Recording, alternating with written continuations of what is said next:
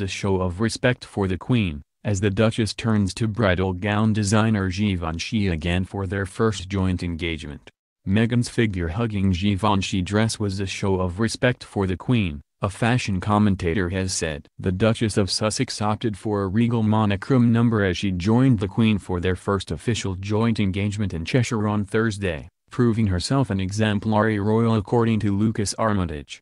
The custom-designed number, which fell to just below the knee, featured a thin belted waist and was paired with a sensible black clutching pumps, and sheer tights. Lucas told Mail Online from Mail, Meghan has opted for a neutral color once again. I feel this is a clever styling tactic as it will always work with the Queen's look. She is known and applauded for her use of bright fun colors. Fashion fans eager for a glimpse of Meghan's outfit were not disappointed, with the royal giving her ensemble a modern twist in the form of an unusual cape as she embarked on a day of engagements in the Northwest. It was a decidedly more conservative choice than Meghan's outfit last weekend, when she wore a fitted pink number that showed off her bare shoulders as she joined the royal family at Buckingham Palace for Trooping the Colour.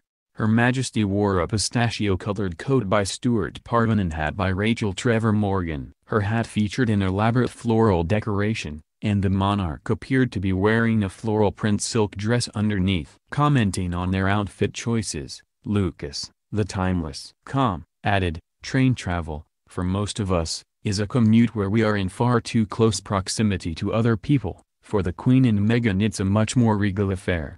The use of neutral color on Meghan's part is also a show of respect to the Queen so she never looks like she is trying to outshine her. I would be shocked if Meghan never opted for a bold color, although it's interesting to note in her previous life she was a fan of bright hues. I think the Queen and Meghan's relationship at this point is one built on respect, and Meghan has shifted her own personal style to adopt a more demure regal look, something I think the Queen will be thankful for. We now see Meghan much more covered up and most of her skirt lengths are a chic midi style, and she often has her shoulders covered. It's interesting again to look at the wardrobe choices of Diana, who did routinely defy royal protocol. Meghan by contrast is the exemplary new royal respecting all dress codes for a duchess. Lucas added, Givenchy is becoming a staple in the Duchess of Sussex's wardrobe. Obviously once you work with a design team who understand your style and individual requirements it makes sense to build on the relationship and create more looks together.